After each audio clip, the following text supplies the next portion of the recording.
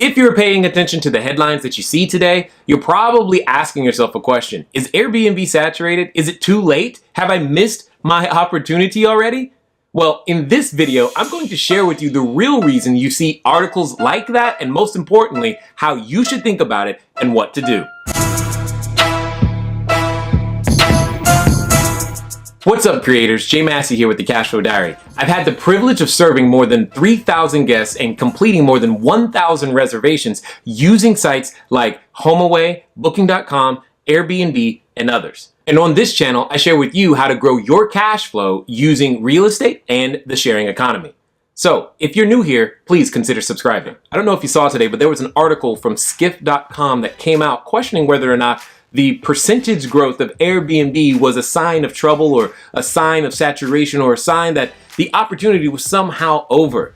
And what I wanted to do is that I wanted to address that particular article, give you some thoughts, most importantly, so that you can protect your mindset as the entrepreneur who's going out there to provide clean, safe, affordable housing for individuals who need it on a temporary basis.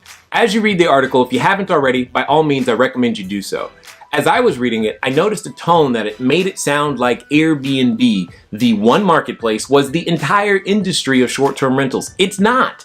There's so many more marketplaces that are available. Again, if you follow me for any length of time, you know good and well that I've often said you are in the short-term rental business. You don't have an Airbnb business. Now, if you're running a proper system, you are diversified across multiple platforms. If you're running a proper system, you have the ability to sync your calendars and you know exactly what you need to do in response. Whether one platform goes up and another one goes down, it should not affect your business because you're building a short-term rental business, not just an Airbnb business. I should also state that this is another reason why you should run your business with business systems that span multiple property types and multiple platforms, because you don't want to have a weakness in your business system. That is what is known as a single point of failure. Single points of failure would totally crash your business. Just think about it. Would you get on a plane? Let's pretend you're going to travel somewhere, okay? Would you get on a plane if it only had one wing? Planes normally have two, but the plane you're getting on only has one wing. Are you going to board? The answer is no. This is, again, why you want to make sure that your plane, your business, has at least two wings, preferably a lot more, for backup systems in case something happens to any one marketplace or platform. Again, I've said it before, I'll say it one more time.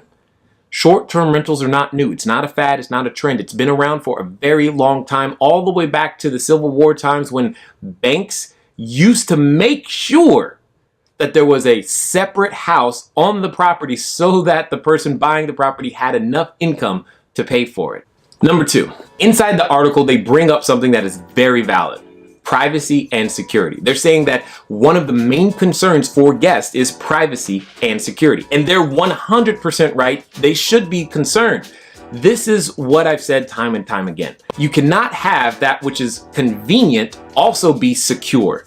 They're on two opposite ends of the spectrum. Here's what I mean. By default, if it's convenient, that means you got quick, easy access. It's not complicated in some cases. It's just really easy to do. If it's secure, there could be multiple steps, verifications, all these other things which are perceived to be inconvenient.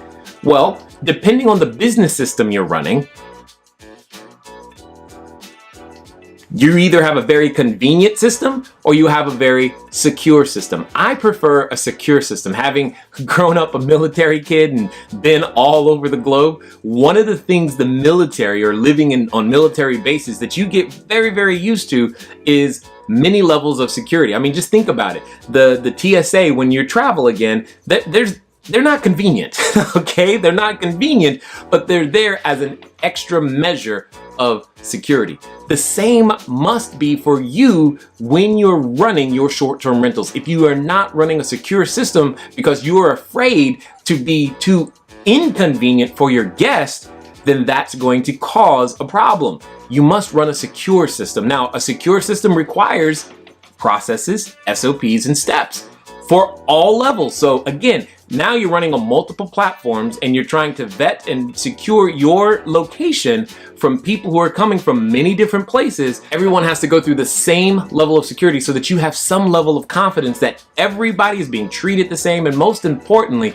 you have an understanding of what that safety looks like. This is important for your staff when they go to clean. This is important for your maintenance crew. This is important for the people who live next to your short-term rental.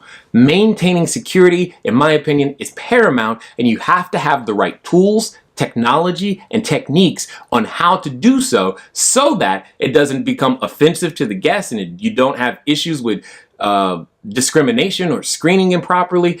It can be done.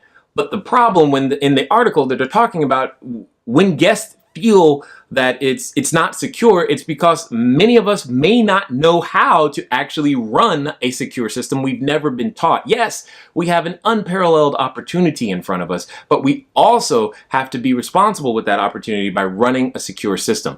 Here's what I mean. We cannot just give a keypad code. A keypad code, while it is convenient, it is by default not secure. Because can that keypad code be shared? That's the first question you have to ask yourself.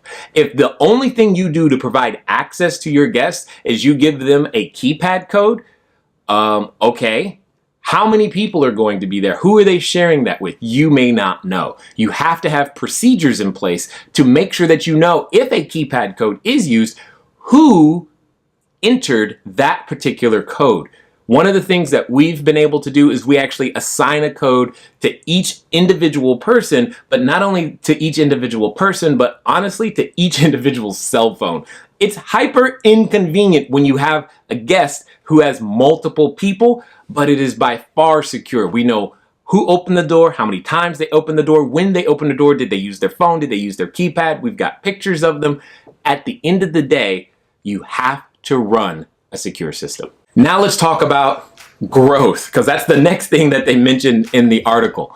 Well, growth, first of all, the way the article is writing about it, it's kind of misleading because it's measured as a percentage. So what's 1% of a trillion? 1% of a trillion is still a big number, whereas 25% of 100,000, wow, 25% growth. It sounds like it's big, but it really isn't. The numbers are smaller. Just because they're the biggest one doesn't mean that they're in trouble. It doesn't mean that your opportunity is gone. It just means they're bigger now. By default, what ends up happening is that the larger the number at the bottom, the smaller the percentage growth. It gets difficult to maintain that percentage growth over time, but that it doesn't mean that there aren't more listings at play. Here's what I do know. There aren't enough quality listings at all. I know of new operators who are popping up in places like Minot, North Dakota, and Bentonville, Arkansas, and places that you would not think of naturally as, ooh, let me run a short-term rental business here. Now, at the beginning of this video, I told you that I was going to tell you what was really going on behind the scenes. In essence, I want to tell you what game is really being played. Understand, hotels have a place, OTAs have a place. We can all get along, but the game that's being played is how can we slow them down? When you're the incumbent inside of an industry and you see the newcomer who is coming and they're coming hard and fast and they've got a better, more efficient system than you, you have to play the game of how can we slow them down while we catch up? And they do that two ways. They play it out in the political world, which you've seen, and then they play it out in the media, again, which you've seen. These things will continue to come. Here's my point.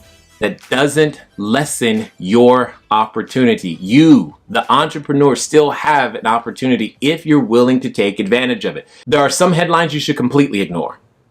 What we've got to do is we've got to be that Berean. We've got to dig deeper. We got to understand what's behind those headlines, because in my experience is that demand for quality units that are run well is really, really high. And understand, this is a review-based business. So you can see the difference between a quality unit and a quality operator versus a non-quality part-time operator who's just hoping to get some money now and again. Whether you're part-time or full-time, you've got to run a quality system all the way through in order to make it happen. Do I think the opportunity is saturated? No. In fact, I think it's barely begun. If you'd like more information like this, please click or tap right here. If you'd like to get a copy of what we call the ultimate guide to short-term rentals, click or tap right here. And if you haven't already, please click the circle and subscribe.